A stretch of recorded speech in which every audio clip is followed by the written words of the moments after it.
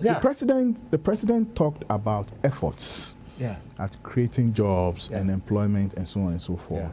All that I heard was that there was some scheme, some grants that were given to young people. They gave them skills and they also gave them grants to start businesses on their own.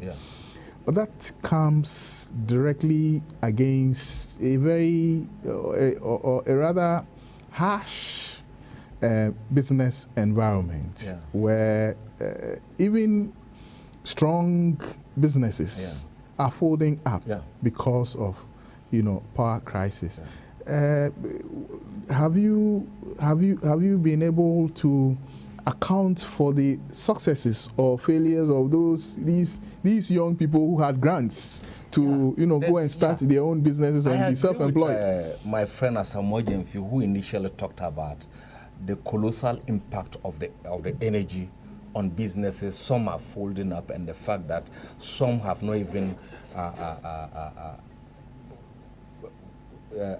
gotten to their equilibrium and so on. I agree with the fact that the interest rates are another pointer to the fact that it invariably affects the creation of businesses, even the maintenance of businesses. Talking about the grants that we've given, it's a whole package. And you give a grant to a young man, you train the fellow, you give their money to him, you assist him to set up. Remember that those grants were supposed to train young graduates who have just come out and who haven't got employment to be self-employed and also to employ other people within the community or within the areas that the grants have been set up. We do agree of the effects of the energy on businesses and so on and so on. We do agree. Couldn't the grants have been put into generation and distribution of power so that there will be reliability? Then you can say that you have created the enabling environment for the package and the money that has been contracted, and even within our own sources to generate power or to ensure that we have efficient power is completely different from a grant that has been set aside to develop the skills. No. I'm saying that in a total scheme of things, if you want people to start and grow businesses, the environment is key. And so if you have a huge deficit of a critical ingredient that would help businesses start and grow, then it makes sense that you want to fix that problem so that when they hit the ground running, they will be successful. They go simultaneously with our attempt to fix the energy problem. And most of them might not need the quantum of energy that we need initially for the startup. They are undergoing training programs, sharpening their skills to be able to use the money. Like the guy who made the lovely cufflinks that the president talked about. Well, I would assume that you need a lot of electric power to be able to melt metals and be able to do that. Well, you will not need electric power depending on the quantum of his the tools and raw materials at his disposal. He might need some amount of energy, and knowing very well that we have an energy problem, entrepreneurs are able to gauge the period that we have enough energy to be able to continue with whatever product that they would produce for the market there. Entrepreneurs have also come to realize that the power energy is affecting them. They are able to look at how sustainable that when the power is given to them by ECG, they can either use it for 5 hours, 2 hours, 3 hours, and so on to be able to maximize it. Because the energy issue, I must say, but I must agree with him that it has been an issue that has confronted the government over the years since it started declining up to now. That even explains why deadlines are given and then they are not met, because let's stay on employment a bit longer. Are you satisfied with the level of employment that Certainly you see around? Certainly not, because government itself cannot employ the teeming numbers of the unemployed youth out there. It is for the private sector to absorb most of this teeming youth there. And the private sector is on its knees. Yeah, they are on this need because of these factors that government has recognized and given due attention to. And that is why one of the major issues, the energy sector, like my friend Asamoah talked about. And we all can see how government has been running around the globe to ensure that we stabilize the energy, not just for domestic consumption, but for our industries and then our firms to be able to be on their knees and then to work harder and then to be able to absorb the teeming unemployment. The government recognizes that unemployment is an issue that confronts it, and government is working hard to ensure that private enterprises get the needed push to ensure that they absorb the unemployment you've up there. Okay. But let me be quick to add that sometimes we don't just look at just the energy aspect that is affecting even the industries out there. We look at even the capacity of those industries out there to be able to even absorb whether the energy is stable or not. We look at that. We agree, on the other hand, that it leads to problems, especially even if the energy is inadequate. You understand? Yeah. But energy is a big issue. It's Exchange rates, interest rates, depreciation of all those things come together to make the business environment terrible. Yeah, I agree. So these are big issues that confront the businessman in Ghana here, and for that matter, government recognizes that. And what is government doing to fix that? Certainly, the issues are. The promises are there. Okay, we'll come there. But let's move on to see. We don't have much time, so let's do education very quickly. The president mentioned a lot of things, but the one that struck me was about the shoes. And he said that he picked one little boy from a group of people, and helped him to wear his sandals, and that was when he was speaking to the gains we have made on the education front. What is your take on education? If you want to react to this one, I give you 30 seconds. But your substantive question is about education. Well, the thing here is this. Government is getting into business. Government is not supposed to do business. Government is borrowing from the local banks at high interest rates, so the banks are borrowing to government. And private sector is government using that money for business, or is just consuming? Use some of it consuming to service loans that they are borrowing money to pay interest on loans. They are borrowing money to pay loans that they've taken. They're borrowing money from banks, and you see, the banks are now interested more in giving loans to the government than to give to private industry.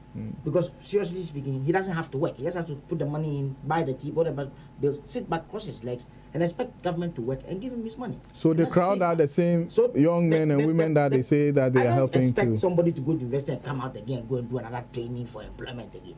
You go in the university to get training for employment. No, so it doesn't work like that. Well, that is debatable, but you make your point. The idea here is this, that government should take its hands out of business. Rather create the environment where businessmen can access loans to create. Dr. Indum is employing over 18,000 people in Ghana today. If Dr. Indum and Group Indum decides to close up, the economy of this nation will collapse. Taking into consideration banks like GN Bank and so on and so forth.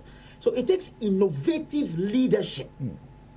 Innovative leadership to create a proper business environment. After all, it's the businesses in this country. And now the employment we have is people selling pure water on the streets, running behind cars in toll booths. Don't underestimate that. You don't know how much they make. Let's go to education. I think you have made a point. You underestimate those people in employment, they won't come to work. Let me dovetail it into education, because you see, those people, most of them stop school to do those things. I can give you concrete examples. Point well made. Point well made. Point well made. But move on to education. Make your point well grounded. You are not the one. I'm not here to pamper you or to please you or to say what Echo, you speak to our viewers and me. At the end of the day, government is putting his nose where his nose doesn't belong. Right. That's the first one, in the employment thing and so on and so forth. Government is supposed to create the environment for businesses to thrive. Echo, point well made. Let's move to education. Yes. I've not seen any nation in this world become educated with illiterates before. Me, this school uniform idea, I don't even buy it, because it's not the school uniform that lends, it's the brain that lends. So if you are going to give children school uniform and think that is even this one size fits all, there's a guy in Peking who has a pump store selling uniforms. You get one person, everybody can wear. So you wear it from kindergarten to SSS. I mean, like I'm saying, it's not the uniform. It is a brain that is learning, not the uniform that is learning. These things, the president puts a sandal or something. It's to motivate the young people to stay in school. Those things for me are political gimmicks for people who may not even see reading between the president said they have built a lot of schools. So if you find any little boy loitering around school hours and he says that he's waiting for his turn for the afternoon shift, tell that boy you are a liar. There's no afternoon shift anymore. Talking about free compulsory basic education from kindergarten to SSS. He went to court on that issue, and wherever the verdict went to, we don't even know about. Education in this country is a right. It's not a privilege. It should be a right, because I'm saying there is no nation on this earth that develops with illiterates. The Germanys and I had a German friend who tells me that, look, you have a beautiful country. If we give you Germany for you people to go there and go and live for 5 years, and then we give you this place, you never get a visa to come back to this country. I said yes. He said, but what does that mean? I'm saying that a German guy said that if he gave Ghanaians, he collected all Ghanaians to Germany and then brought all Germans to Ghana. After 5 years, they will turn Ghana around so much so that we will not even have visas to come back here. But what is going to annoy him is that when we go to Germany, we mess up everything. Because the German told you that. That's what he told me. That may be factories. What I mean is about education. Entirely the whole idea is about education. Okay. We educate to get into industry, to develop our nation. What is the reason why people will go to school? To come out, earn a living. Do we still have schools under trees? Yeah, we do. We went to Amenfi West. They're there. I have pictures of those things. Schools under trees. You see some of the schools. It's amazing that these are the structures where children are attending school. Okay. And that's what I'm saying that. Now, the promise of 200 senior high schools was supposed to happen within 4 years. Yes. We have spoken for 3 years already. Yes. And we are looking at the next 12 months. Yes. Do you think that promise will be fulfilled? The question I want to ask myself is, where are they say they built 123 of them. So some of them are in various stages. They should give us even and the first one was a wonderful one at Gomwa Otuam. Was a sympathetic classroom block. What I am thinking is that they should give us the list of where all those 123 schools are, so that we can know, we can find out. That when you go to Abadu, you say there's one there. You go to Tumitu, there's one there. You go to Umanogu, there's one there. You go to Turumi, somewhere around this thing, Geji area there. There's one there. What if at Turumi we haven't earmarked to build one at Turumi? How do you earmark not to build schools? You're supposed to build those schools, not only 250 schools. Yeah. You're supposed to build at least those schools in every part of Ghana. No. And you. Why? Is it a special concession that some people can go to school, some cannot go to school? At least we have more than 200 and... so far, you have not listened. So far, not even 20 are completed. Not even 20 are completed. I take it that you were not impressed with the president's account on education. I'm saying that, yes, the question, you ask yourself, as we speak right now, those who are going to school, people have to look at the exam results we are getting from the SSS. People have to repeat. People are being failed en masse. People are not passing the examinations. Why? Because the teacher motivation itself is not there. Teachers are not being paid their salaries on time. Teacher trainees, their allowances have been taken away from them. I mean, there is no motivation for people to go out there and get it. And the kind of education we need for Ghana, which is going to become which is supposed to be a lower middle income. No, the president is looking at the higher middle income. Can you do higher middle income country when people are still singing Kokote? Where do you come from? I come from I'm going to ask him when we come back. Now, Asamoah Gyamfi, corruption. The president says it's not true that Ghana is the second most corrupt nation, and that it's rather the case that they are fighting corruption. And because they put the lens on, corrupt practices, the, vibrant media in our country picks it up. And that gives the impression or the perception that there's corruption all around. What is your take? You see, I decided people are not briefing the president well. Or maybe the president is involved in this, so he's closing his eye to it. I can tell you that he's been briefed well because he has, Battidam, who was formerly an anti-corruption, officer at Transparency International. My question is now, which of the corruption incidents was exposed by the president? Sada was exposed by journalists. Suba was exposed by journalists. NYEP was exposed by journalists. Okay, even indeed the National Health Insurance. The what do you call it? The National Service thing. It was the BNI that was doing their own thing, and there were people trying to stop them, so they leaked the thing for journalists, so to give them room to go and do what they did. It's not because the president directed anything. He says there's no known yardstick. There's no known yardstick for us to measure corruption. So what we are saying is just perception. This branding thing. It was taken from the oil resource. Do you know that? Money from the oil that was supposed to go for transport infrastructure was what was expended on this branding thing. Can you tell me that the Minister of Finance just got up and issued a check of 3.6 billion to that lady without cabinet approval? Can you believe that? That the Minister for Finance or the Minister for Transport can authorize money from the oil fund without approval from cabinet? And what kind of consideration went in for this branding to be done at such a huge cost? And the president come and you want me to believe the president doesn't know anything about it? What about the DVLA one? Hold on. DVLA one. Yes, was it the government that exposed it? It was a fight between the two companies that brought it into the media. And the questions were being asked. Okay? So, which of them? The one that they claim that they have sent to court, I'm telling you, will fall on his face flat. Do you know why? Because the coordinator don't have the power to sign more than 50,000 cedis contract. That contract was signed by the minister. That big fish, who should have been brought and charged, is walking scot-free. So why can't you tell me that Bukka Pele can be what do you call it, in prison because of that? Do you think there's some government complicity and cover-up and so on and so forth when it comes to the corruption issue? That is all there is in this matter. Look at the Woyemi case. But for the fortitude of Martin Amidu, the case would have been dead. Government was not willing to fight for the money to be retrieved. It is Martin Amidu who said it's daylight robbery and it is against the spirit of the NDC, and he was going to fight for it and went to court and got the court order. The same thing happened to Asofotun. Government is not only the executive. Government includes the legislature, the judiciary, and of course the legislature has no execution powers. The legislature only have an approval powers. The one who expends Ghana's money is John Dramani Mahama, the president. They have a duty to check the executive. They can only check after the expenditure has been done, as in the case of this branding thing. Contracts go before them. Contracts go before them, yes.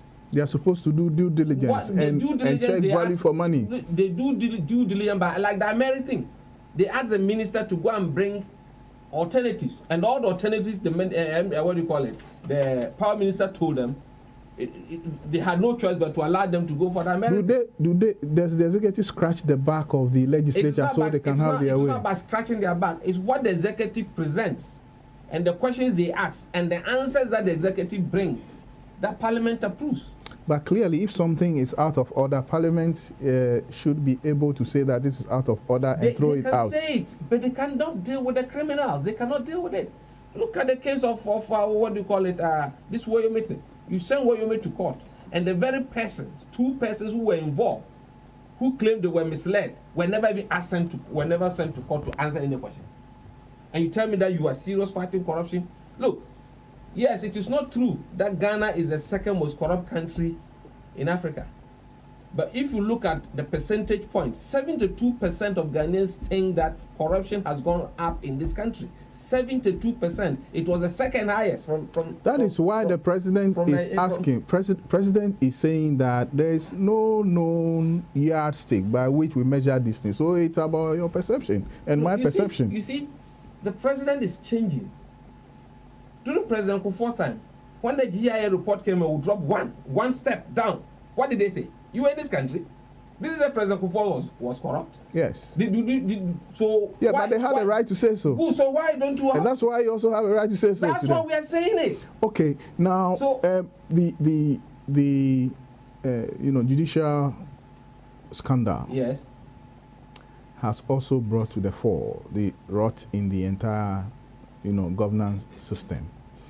And it's obviously added to the, perception. And that's why some analysts will say, don't isolate the executive, but look at the three arms of government if you are talking about corruption. And of course, people are making reference to the private sector as well. They say, well, it is the giver and the taker who come together to, collude and steal or misapply, public funds. And that, nobody is justified to stand outside and say that the executive is corrupt. What is your take? If there are clear indications that the American plant shows clearly that someone is going to make $190 million free money, and you come and tell me that the executive, we should leave the executive out of this.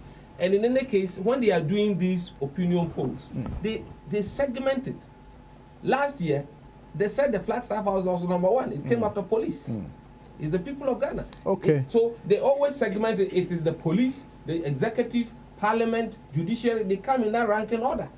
So we cannot say that the opinion poll just looked at one side. They look at all the sides.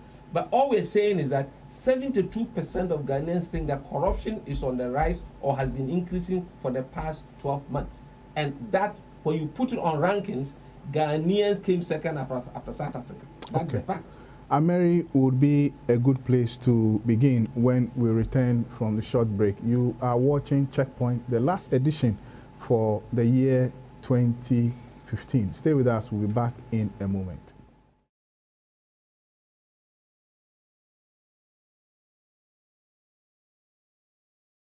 For the year 2015, and we have been discussing the president's book to account for his stewardship so far, and we are moving to the energy sector, which has been critical for the year under review.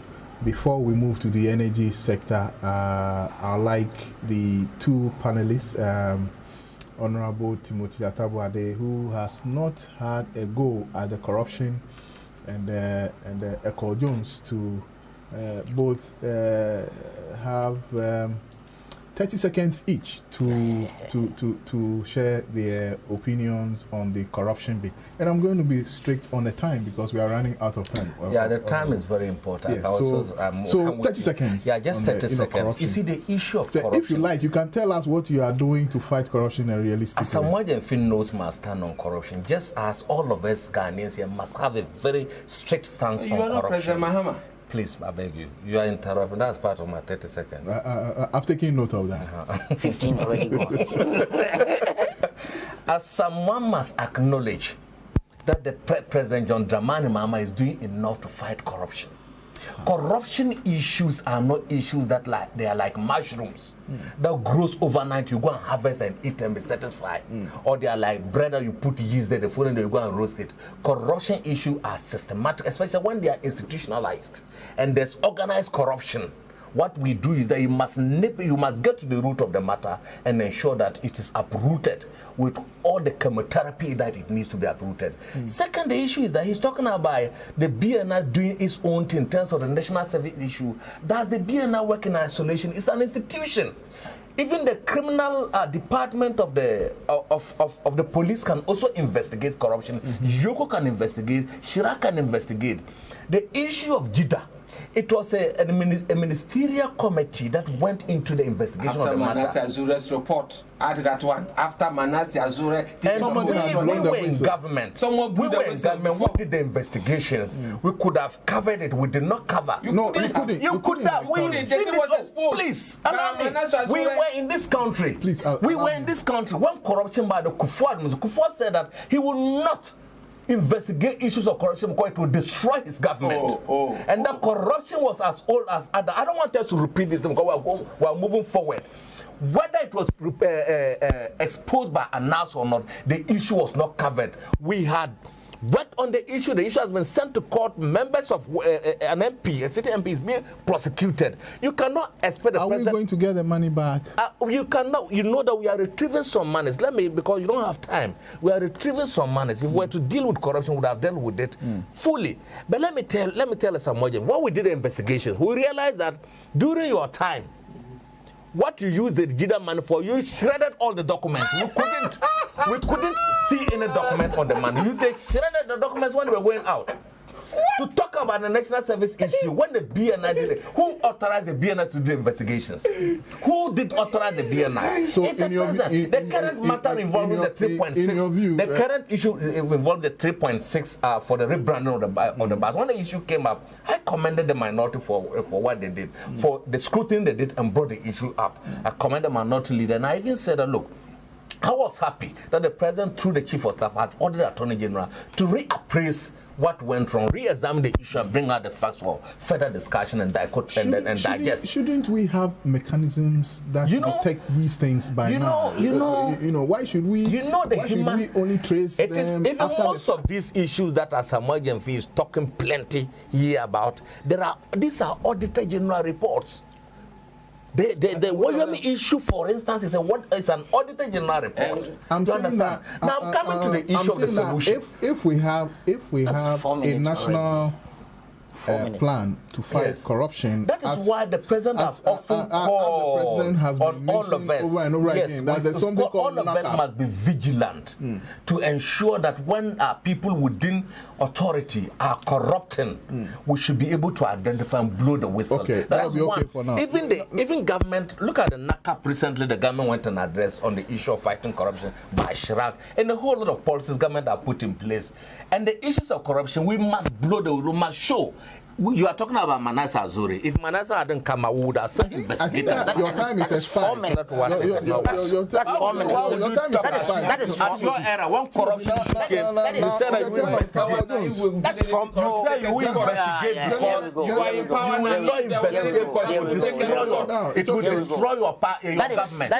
That is 4 minutes. You see, what's happening is that corruption, NDC and NPP have colonized corruption as their own. So we're more, corruption. Yeah, corruption.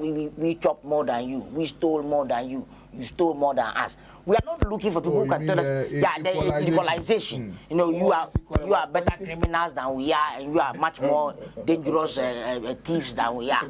That is not what we want right now in this country. Our leader, Dr. Ndu, is talking about incorruptible leadership. The reason why incorruptible leadership is that if we don't stop, we don't nip corruption in the bud as a national disease, and that's why I agree with the Honorable that it's not a partisan thing. You go to the chief's palace, you have to put something small in a cloth to go and give to a chami. You go to the police station, your case is not right. You still think that you have to meet the inspector so that you can tell him that you can do something. I remember the Reverend Charles Pamabako put it, say, corruption is ye baby, my baby, ye baby. Do something for something to happen. Do something, And that thing, it comes from this, my brother, your bro, Abochi. That thing should stop. What we are doing is that we are eating the eggs that we are laying. We are supposed to hatch to bring out the new chickens for the future. We are eating them. What are some of the mechanisms? The issues of this sole sourcing thing. We should look at it very well. All governments use the sole sourcing method, but the sole sourcing is supposed to be done. Supposed to be an exception. During emergency situations. But now everybody is doing sole sourcing, whether it's emergency or not. This branding, was it an emergency? Is that what we needed? In the first place, there are companies in this country who are crying for... It was an emergency in the eyes of the person who had the power to discuss. No, but you see, there are companies who we could have actually, they could have paid for. Even the coming of the buses, the manufacturer could have done embossed this thing. Whether it was embossed or not, for me, I don't really see the use of putting dead presidents and old presidents and current presidents' heads on buses. I see it simply as a propaganda ploy for which 3 million Ghana cedis was wasted. 6 million. Completely wasted. We have digicards and a group into. When you go there, they will tell you how much one of that branding they can do for. And it's less than 2,000 cedis. Group Indum, if they had paid the money to you, you would have clapped. Because Group Indum is an Digicat is an established. Money, of course. Yes, it's an established company. I don't even blame the. It's an established company. But if you are supposed to do diligence and you don't do a break, boss, all you guys did went and inflated prices so that you can get the money sum to do election 2016. Simplicity. The same way with this Merry Christmas and a Happy New Year, Happy branding people. You go there, we can get something for $220 million. But because we have to look for a way where we can make some extra profit, we go for a so-called long-term thing. When we could have got something from General Electric at half the price. It's not true. Yeah, you see, and then when we talk about, I think when it was 400 for 3 years, $440 million. The documents are there. When we talk about this, the president says that Ghana is not the most corrupt nation. So I think that we should have been number one, not number two. We won't have taken G's offer. Well said. Now, as a emergency, you started the Ameri energy project. You smell fish there. You see, if you remember, Nanado in a speech ever told President Mahama to be looking at the cost of projects he's initiating, and that he suspects that they've been bloated. The government came and said that is not true. This Ameri thing. Was he assuming that the president was not aware that? Well, he assumes that. Okay. You see, for instance, these Chinese buses that was imported. If you go onto the website of the company, you want it landed in Ghana FOB, it will not cost you more than $70,000. Do you know how much Ghana is paying for it, for the loan? No, tell us. It was $200,000 a bus. It's a loan. So what interest? Dollars per bus. $200,000 per bus. Why don't you sell your own cocoa and go to the website and pick? You see, I'm saying that even if you were taking a loan, there is no, on dollar loan, the interest is not up to 2%. You see, if now that the, what do you call it, Federal Reserve has increased their thing to 4%, so maybe to go to 5%. 70,000 is how many percentage of 200,000? How many? Over 300%. What interest rate is that? This Ameri thing. You claim that we wanted the power as quickly as possible. The argument is that you wanted the Ameri plant to be in Ghana in 12 weeks. And that if we go and order from GE, it was going to take us 9 months. Okay? And the minister is becoming clear that he lied to Parliament. Because he claims that if we get it from GE, it was going to cost us $410 million. Okay? And that would take us 9 months. But if we want it as quickly as possible, Ameri was there to deliver it for us in 12 weeks for $550 million.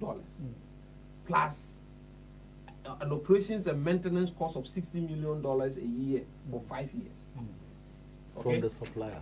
No, we were going to pay an additional $60 million every year for the maintenance of it, apart from the $510 million. The $510 million is for the plant and installation. The $60 million is for. Okay. $60 million I'll give you the opportunity. Don't worry. Let him make his point. For operations and management of the thing. Plus the engineers that are going to manage it, VR will have to house them and provide them with vehicles. So the nation is being shortchanged. We are not getting value for money. But you see, when the Norwegian newspaper published this in Europe, and in Europe, and it happens that Ameri was just a middleman. Ameri, when he secured a contract from Ghana, went to Greece and engaged a company called Mecta to provide the equipment, do the installation, and do the management for the 5 years. So, do you blame them? They are global business people. No, they can come and take a contract and go and source everything. It is a public company. It is a public company. When there are issues like you must come clean. So Mecta came out and told his shareholders that no, the contract we have with Ameri is going to cost us $360 million for the 5 years. Okay. That is what Mecta is telling its shareholders. That the contract that we gave to Ameri for $510 million, okay, they are providing the generator, providing the installation and the management for 5 years at the cost of $360 million. Meanwhile, if you add the $60 million a year times 5 plus that one, Ghana is going to pay close to $600 million. Let me ask you this. What is it that America could do in terms of sourcing these generators that GNPC, for instance, could not do? Even VRA itself. GE is the supplier of most of VRA's equipment. So they have over 50 years working experience with GE. It is becoming evidently clear. That's why ASIP is challenging the minister to show the correspondence between the ministry and GE to show that the thing was going to cost $410 million, as he told Parliament. Was Parliament misled? Do you believe that Parliament was misled? Because Parliament asked the question that why don't we buy it? So they claim they went to GE, and GE says that if you want to buy it, it will cost you $410 million and to take you 9 months for delivery. Is this the first time Parliament is being confronted with such a dicey issue? I'm assuming that over time they should be able to pursue some of these things beyond the ordinary. I am getting some grapevine, information that they might have been compromised. I don't think that it was about compromise. One, they came that the thing must be delivered in 12 weeks. Relevant questions were asked, and when those questions are asked, you expect the minister, because he's speaking at the oath, to deliver whatever there is for him to deliver. And what he told Parliament was that GE, if they go with GE, we'll pay $410 million and it will take us 9 months. Meanwhile, we need the thing in 12 weeks. America says they can deliver in 12 weeks if we give them $510 million. Okay, so Parliament agreed.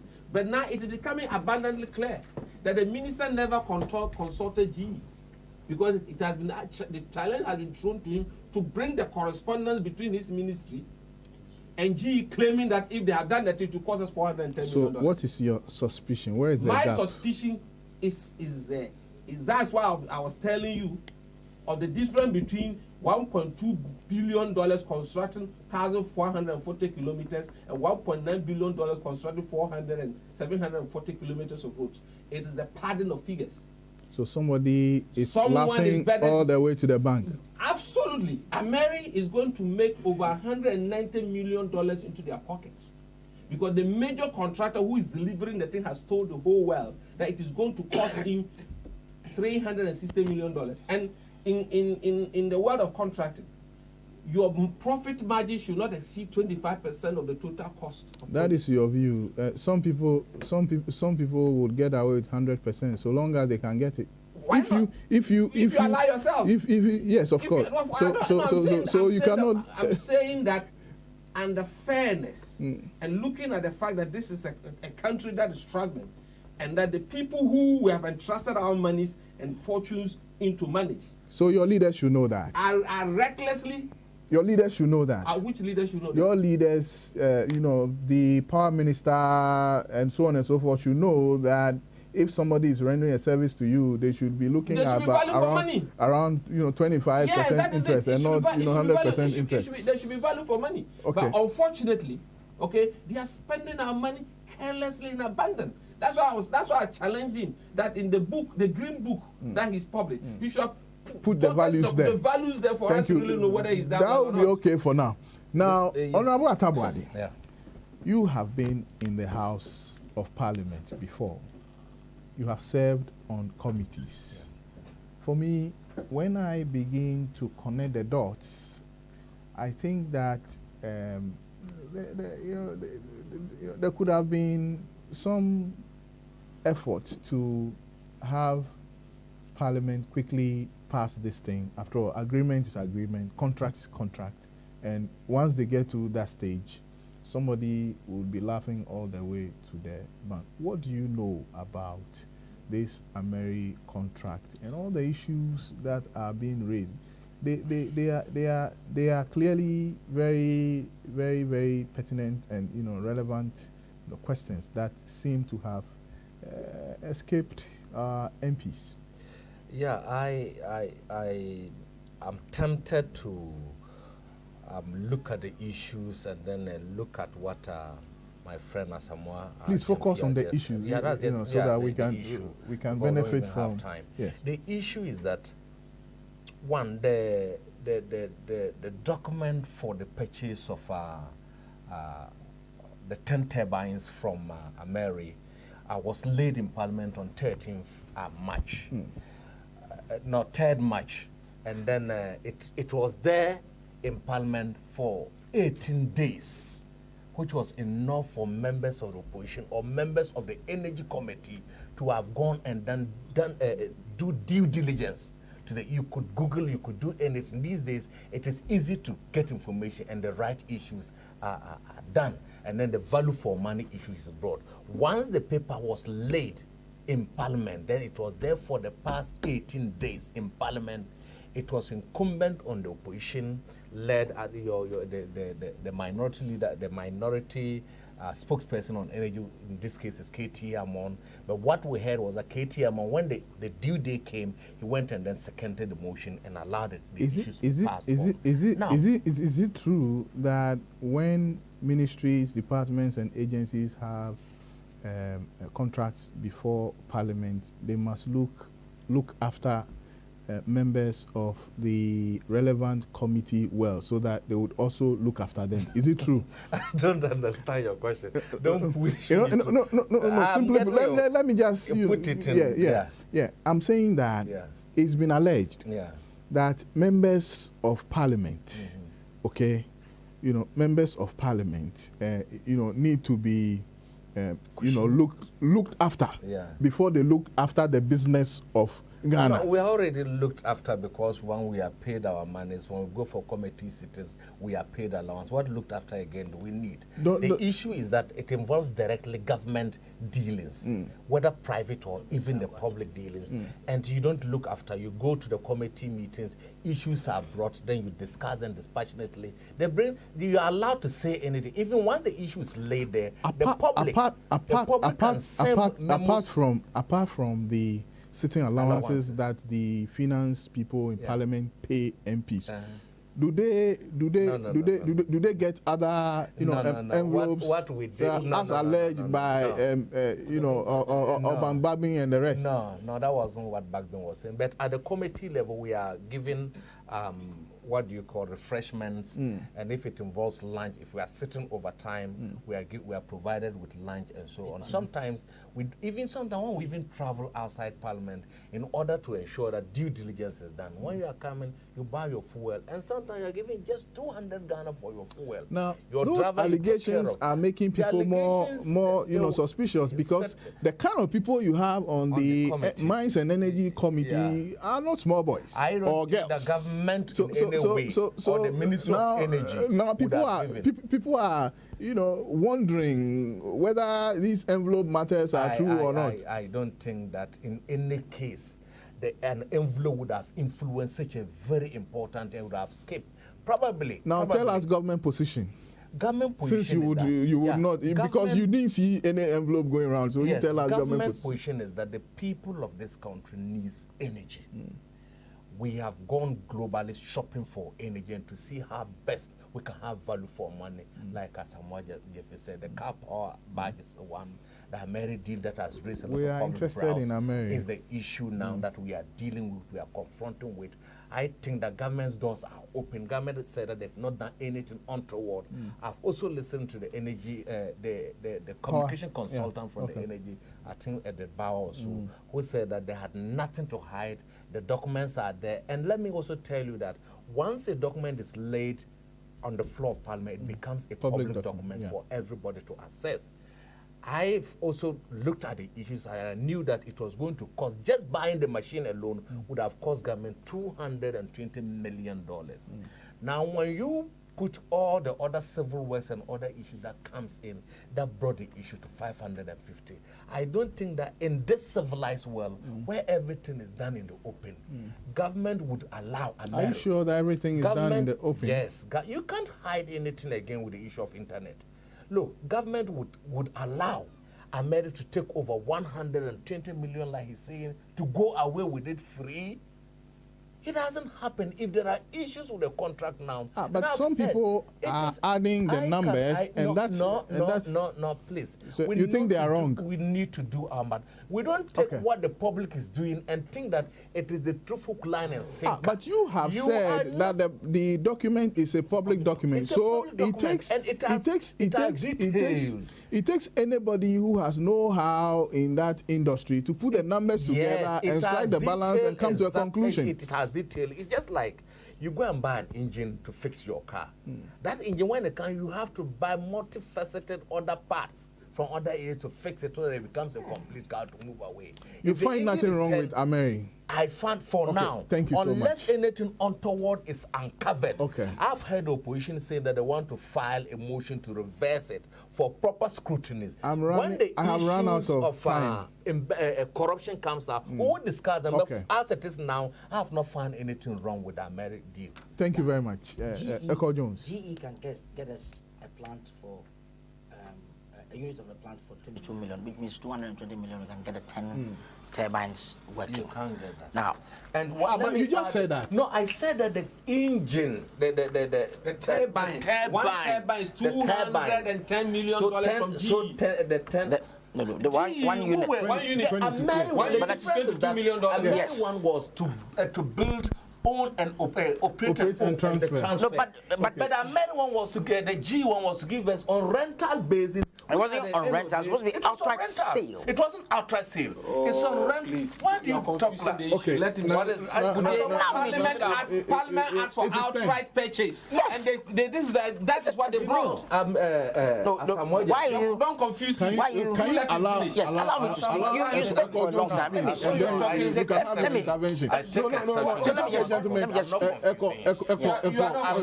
Echo Jones, please speak. Yes. It's okay. We were all quiet listening. There are two. No, but I should guide you not to go astray. I use some sheepdog here to guide some sheep. We are here as independent people with our own minds. You don't guide me. Guide you. I'm not insulting. No. If I guide what I meant, if I'm talking, what I meant wasn't an insulting thing. I meant that you don't need to guide me. I've got what I need to get. Now, what I'm saying is that GE can give us a plant for $220 million. That is outright sale. We have it. So why go for a 5-year BOOT, build, own, operate, transfer at a cost of almost about $650 million, including all its whatever charges are supposed to go? That's the question I'm asking. You see, the thing here is this: who is standing to gain for the excess of $220 million? The rest of it, who is gaining? What is happening behind it? That's the question that we are all asking. So, for example, let me use one example. We were in this country when RLG came with this City of Hope project. Was supposed to be at where the West Hills shopping mall is sitting right now. That project was brought with the fanfare. That was immediately after President Mills died, commissioned by some Nigerian state governor with President Mahama. The architects came, and it was supposed to be a $10 billion project that would provide 50,000 jobs for the youth around that particular area, where we're also going to have the highest skyscraper built in West Africa or Africa and so forth. All I'm trying to say is that Ghana, this thing, widow's mite to the temple was $280 million. Now we hear that finally the building had to go to Pram because there's a seismic problem in the place and so on and so forth. Finally the place is now a shopping mall. Now ask yourself, who owns those shopping malls? Who are the Ghanaian owners of the shopping mall? That's one. Two, where is the City of Hope? From Pram it went to Sege to Dubai. Dawa. Now it is in Dubai. So we are going to pick Trotro from here. No, but it was commissioned by the president of Ghana, and together with 280 million. The chief executive officer of Ghana. Yeah, but and the chief of Sindung has big business. He has invited the president to come and commission. What has that got to do with the president? The expenditure was done by the private man. The president should not go. Well, it is time to. I'm saying that our 280 million tax dollars was involved. That was a widow's mite to it. As we speak right now, yes, you go check. You saw what? $280 million was a Ghana government component of the $10 billion. Well, gentlemen, it's time for us to go to. You know what is amazing is that that's all. I'll come back to you. That's all that happens. They go bring some ghost project from somewhere. Now we have to pick Toronto from here to Dubai to go to work at City of Hope. Thank you so much, Echo Jones. Hello, good evening. Yeah, good evening. Thank you very much for joining us. Tell us your name, where you are calling from. Then you make your contribution. Thank you too for picking my call. I'm Stanley calling you from Janga, Northern Region. Okay. Yeah, thank you very much for the good show. And good evening to my senior brother, Mr. Jampi. It's been a long time. Very much. How are you? I'm surviving. Yeah, thank you very much. First of all, I want to ask Mr. Honorable Atabwadi. He's now telling us that if you want to know the cost of the project the president listed, we should go and consult the Auditor General report. I am holding the NDC book. Let's listen to our viewers. I'm holding the NDC book, setting the record straight. And if you go through the book, there are a lot of questions there. They are asking President Kufuor and the MPP government where they put the money, that he took money. That they should also list the cost of project that they claim they have done. They were asking the MPP government. Today they are saying that we should consult the Auditor General report. I'm asking him, after 2000 to 2008, didn't they know that the Auditor General report was available in this country? Now, he also said that President Kufuor also said he will not talk about corruption in his government in order not to integrate his government. You see, these continual lies must be disregarded. I think that in this country, apart from President Kufuor's government, I've never seen any government who have serious fight against corruption. If you remember, a number of former government officials were sentenced after evidence were proven that they were corrupt officials during President Rawlings' time. Because Solomon Abu Dhabi and Co, they are all jailed because of corrupt action during President Rawlings' time. Now, he also said that officials were at youth employment when they were living, they squandered some documents and left the office. What kind of justice is this? Please. If they are squandered documents, why are they not looking for those people and penalize them? Point well made. Let me make my last one, my brother, please. Okay. The last one I want to make that the president's account on the education was a total fiasco. Look, you know that today, when somebody complains there's no fail aggregate now. Even if you compare aggregate 50, 70, you get the next way and go. So with this kind of educational system, what you talk about quality education? They have successfully collapsed our educational system, and it's very shameful on their part. Thank you. Thank you very much. Now, Echo Jones. Yeah. So like I'm saying, the whole idea is that we go out there and we source for something. And the question I ask myself is that there's a problem in Ghana. You take a document like a marriage to Parliament. The minority will have their say, and the majority will have their way. That's what is happening in this country. You know, you don't have a situation. For example, I took the chairs of China. The Chinese chairs we went to bring to Parliament the last time. Please hold it there, and I hope you understand. It's a turn of our viewers. So, good evening. Good evening, sir. Please tell us your name and where you're calling from. Yeah, I am Kwame. I'm calling from Bekum. Okay, Kwame, please make your point. Yeah, we have discussed a whole lot about corruption in Ghana. And one thing we have realized that anytime we are discussing corruption in Ghana, we are comparing MPP and NDC. Yes. It is unfortunate that MPP was put up on power because of the kind of Please, gentlemen. Please, let's listen to our caller. Please go ahead, Kwame. Kwame, please go ahead. For the past 7 years, we have been corrupt activities in this country. And we talk about this, the president wants to be best to correct this. Kwame, we are losing you. Yeah, we talk about that, we talk about Satan, we talk about the Kwame, I think that's a bad line. You may call again and conclude your point. Gentlemen, you have to allow our viewers to speak when they come through. Is your turn? Yeah, the major parties should discipline themselves. You know, the major parties should discipline themselves. What's a serial caller? What means a serial caller? Jones. I'm saying the major parties should discipline themselves. Yes. The major parties? The NDC and MPP should discipline themselves. But if as a Morgan is a discussant here, he's like a serial caller. What have I said about a serial caller? I'm speaking about facts. Serial caller is calling and you are interjecting. I think I have my next caller on the line. Please, hold it.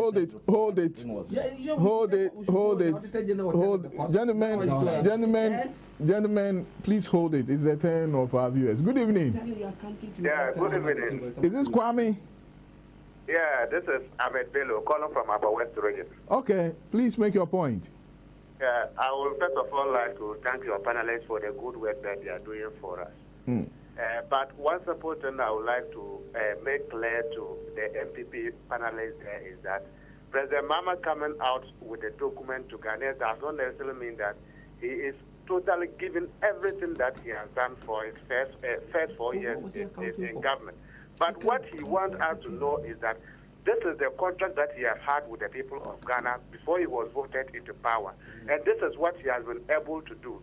If really the MPP man is interested in the truth, he knows where he will go to get the total cost of all those projects. This is what Ghanaians can go for. Thank you so much. Government and it's working, and the government has come out to tell Ghanaians that this is what I've been able to do within this 4 years. At least, if he is an MPP, you are aware, but he should update the effort that the president is putting in place to make Ghana a better place for all of us. Point well made. Thank you so much. Thank you so much for calling. Now, Echo, you need to be closing. That is why we are asking everybody to look at the PPP as an alternative source. This confusion and incompetence, this brouhaha, it's disturbing the program. All we are saying here is this, that we cannot continue having issues where a government wakes up one morning and says, what is even sad is that we are not saying about install capacity, because Ghana has got even more than in the install capacity needed to give us electricity.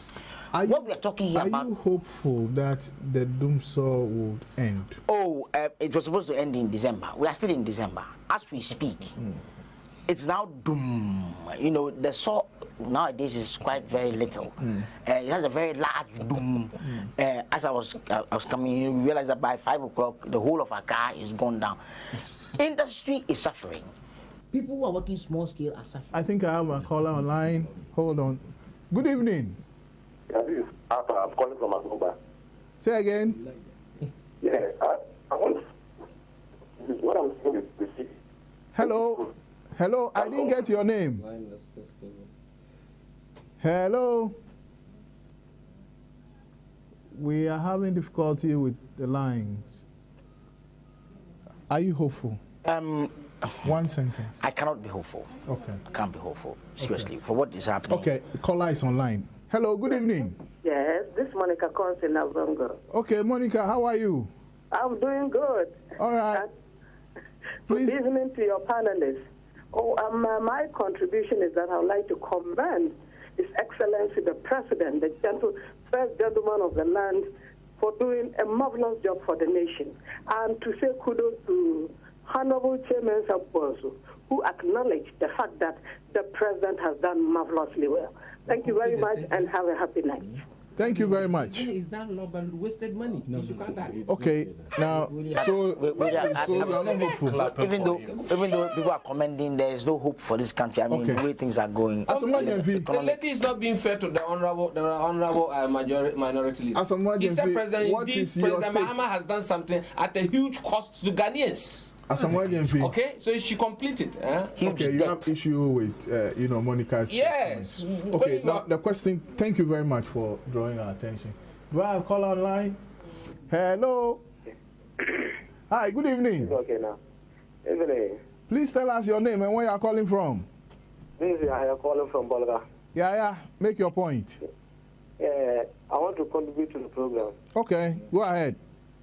About the branding of the buses. I don't know how can 31,000 be used to put on a dead president on buses. In Bolgatanga, you would need boreholes, schools, and routes. And I imagine the amount of the number of boreholes that amount of help us here. So I think that it's really bad. Okay. And then to tie to what the other caller said about our education. Okay. It's really falling. These days when you ask the children, they say you should ask them of their grade. You ask them of the schools that we posted to. So now whatever grade you get, they're hopeful that they will even get a school. So I think that it's very, very bad. So the children your mics are live, gentlemen. Hello? Yes, please go ahead. Yeah, so whatever they get, they feel that they will still get a school to attend. Okay. So I think the education is falling apart. All right. Thank you so much. Now, Asamoah, your mics are live, so I'd like you to listen to viewers because it's their turn. Right now, this is your turn. Tell me, Are you hopeful about the Dumsor situation based on all the promises that you have and where you are coming from? Well, you know what you are saying. What can we expect? Until and unless the government is able to pay the 2.5 well, I need to stop you now because I have a caller on the line. Good evening. Yeah, good evening, sir. Your name and where you are calling from, please. Yeah, this is Adam calling from Bimbila. Okay, please make your point, sir. In fact, my greetings goes to your panelists, and just to talk about on education, government performance in education. In fact, there's nothing to write home about. Because if you go around the interior, constituency, you will see schools still under trace. So what do you have? You have nothing to write to start with. So let's look at infrastructure rules. For the Eastern corridor from Bimbila to Nkwanta is so hot. In fact, accidents all over, construction has been stopped, and in fact we are suffering. So in fact, he performed less, and we are waiting for him to send him out of power in 2006. Thank you very much. Thank you so much. It's unprecedented. Asamoah, quickly. I'm saying that until and unless government is able to pay off the 2.5 billion indebtedness of VRA to our banks, to create room for VRA to import light crude oil to fire our generators, I don't see our head through. The reality is that there are about 5 generators now lying idle that cannot be fired because there is no money to buy crude. And until and unless that is done, have you heard of the latest? No. The VRA now owes Ghana Gas over $170 million. And Ghana Gas now, by December 31st, must pay $2.1 billion insurance cover. Ghana Gas don't have that money because VRA has not been able to pay them. So if by 31st December, Ghana Gas is unable to pay for its insurance cover, by the rules, it has to be shut. And when it is shut, the Dumsor will be worse. Hold it there. I'll come back to you again. Hello, good evening. Good evening, sir. Please tell us your name and where you're calling from. My name is Dennis, calling from Sandema. Dennis, speaking. Yeah, I want to congratulate your panelists. And I just want to tell Mr. Samoa that he has no locus to condemn any corruption in this country because their father, President Kufuor, said he has admitted that corruption started from the time of Adams. What is the meaning of that? He has endorsed it. And when Sejehi was leaving, what did he do? He packed away, even including carpet. What was he doing? Was there no corruption? What is Can we mention that? No, there's no evidence. So he has no locus. He has no locus to condemn corruption. They have endorsed corruption and planted corruption in Ghana. When NDCs came into power first, nothing like that came into Ghana. But when they left the country, MPP left. That is where corruption began.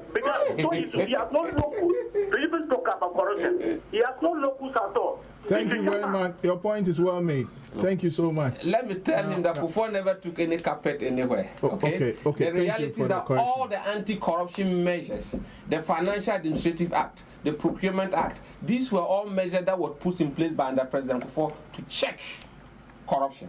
Under this government, over 85% of projects done were done under sole sourcing.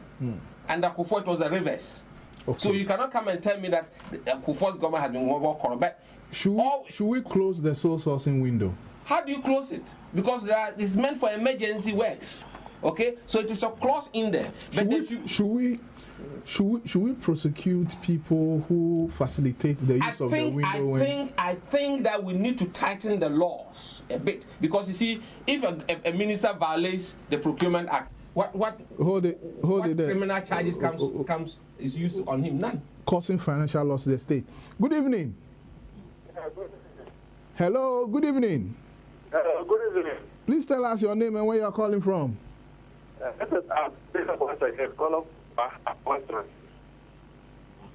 Okay, please go ahead. First of all, like Mr. Asamoah, for realizing that there is impact of corruption in Ghana. When President Kufuor was in government, he was aware and he's aware what was happening. But simply what I want to hit on is that as of now, he should not pretend to that Ghana is making a lot of effort to ensure that this power crisis in South Sudan is brought to an end. Previously, the president came out to let all Ghanaians of the measures that he's taking in place, as it stands now, we have the hope that 80% of measures that have been put in place have been completed. So what I expect Mr. Asamoah to be telling Ghanaians is that the confidence should be there. So if he's sitting down telling Ghanaians today that he don't hope, and he even have the guts to go and do research about who is owing VRA, who is we are losing you. The line is gone bad. Okay, thank you so much. We'll leave it there for now. But as I'm watching for you, now many businesses, after adding their numbers at the end of the year, are recording huge losses. But they are in the middle of the road. They can't go back. What should they do? We should continue to hope and pray. But like I've said, the reality is that VRA is indebted to banks to the tune of 2.5 billion cedis. If government is not able to pay and open up a line of, so they can open lines of credit for the importation of light crude, this situation will persist. Okay. As we speak now, Akosomo might shut down 2 of its generators because the water is just 3 feet above minimum operating level. You understand? If government is not able... Let me take my final caller if it's on the line. Good evening. Good evening. Hello, you are final caller. Tell us your name and where you are calling from. Then you make your point. My name is John, calling from the Volta region.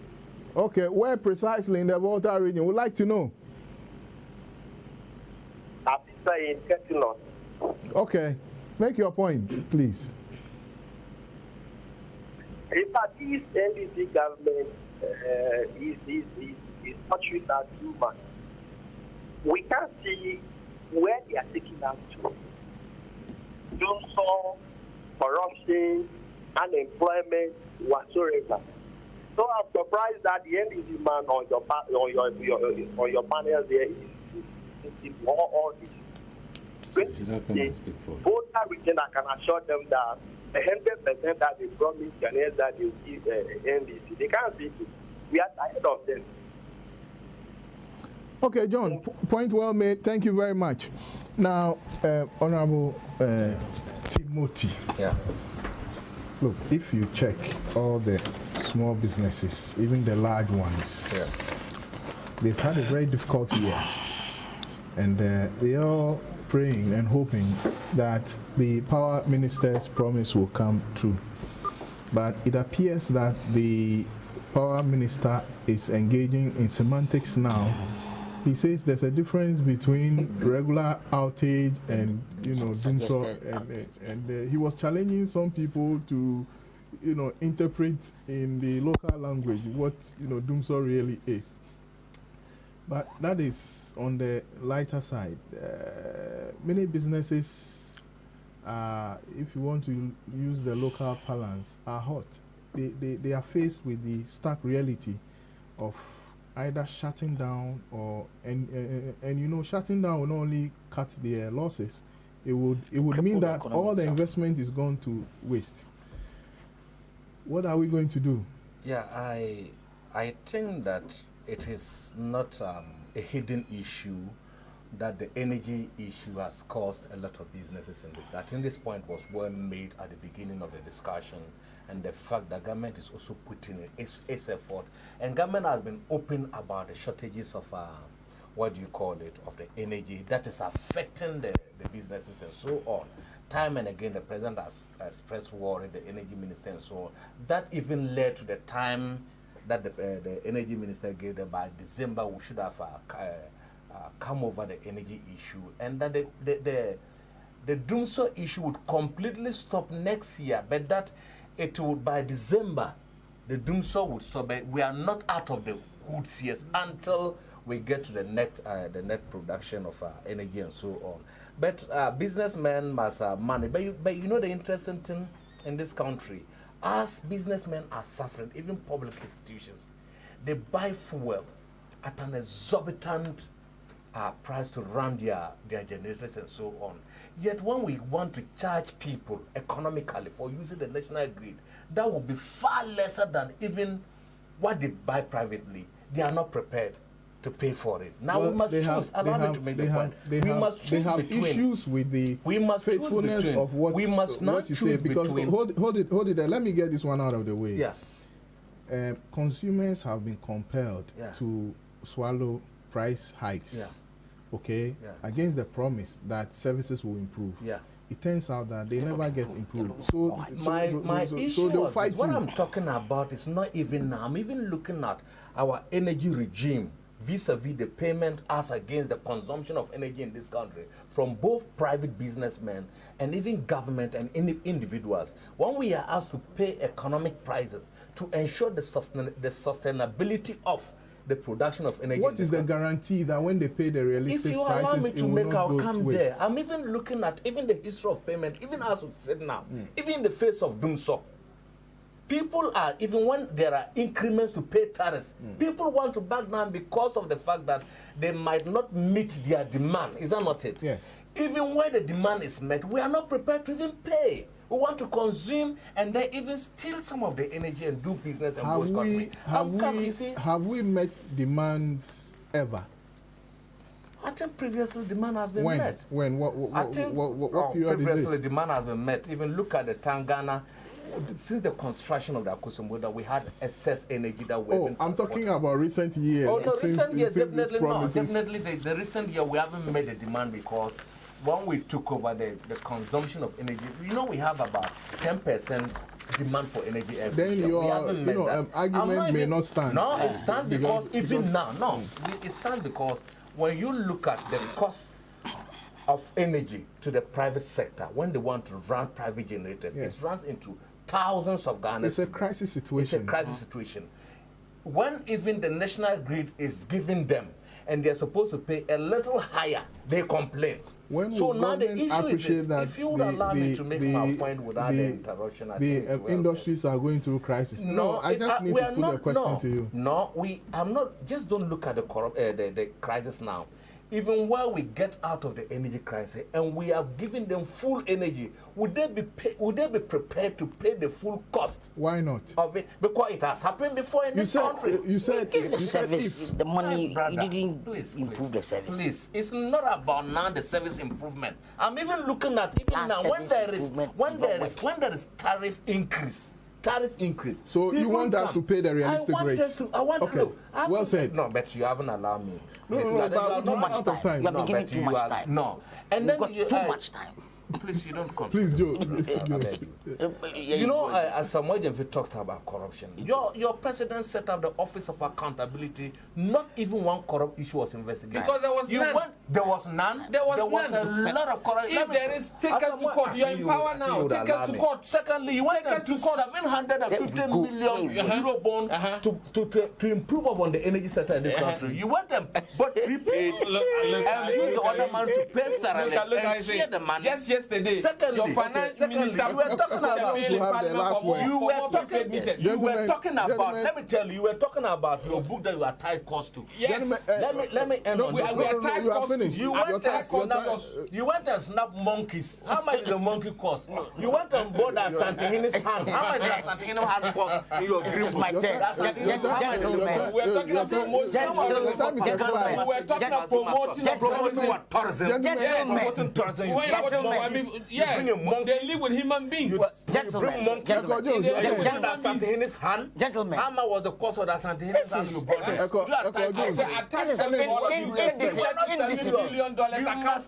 This is indiscipline. Complete indiscipline. Indiscipline. It's my time to speak. A 5-year-old son of a friend of mine. The light goes off and it's like, oh, Mahama. Yes, that's what and you ask yourself, if the 700 million euro bond, this your NDC Takashi, you are put into energy. What is your reality? The reality is that we have the installed capacity.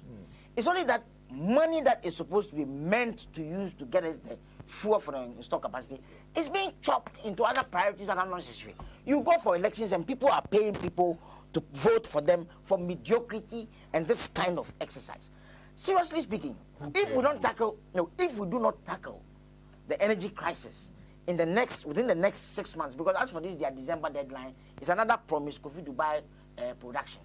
If we are not able to solve this thing within the next 6 months, the economy of Ghana basically will collapse. Because everything we use in this country uses electricity. You go to the hospitals, the dialysis machines use electricity, the incubators use electricity. All other equipment, hairdressers, barbers, everybody's using electricity. And so seriously, if we are not looking at this in the short term, because as for the long term, I don't see what's happening. We have the installed capacity. Let's look for the money. Okay. And make sure that, when they come, they increase tariffs. Ghana is the people of Ghana are overtaxed already. We are buying fuel at about $110 a barrel still. The government is making windfall out of this money. Yeah, it is. Because the last time you said it's not about deregulation. The dollar rate at which we are buying petrol in this country is way above you. Joseph Asamoah, member of the NPP communication team, and Honorable Timothy Atabuade Awutu. Thank you very much, gentlemen, for coming to help us with the discussion. And we'd like to thank you very much, our viewers, for staying with us throughout the year. It is Christmas, and we're going to take a break. We'll return in the new year 2016, and we look forward to having you participate in Checkpoint. Have a Merry Christmas and a brand new year. A Happy New Year. Thank you so much. Have a good night. It will help you.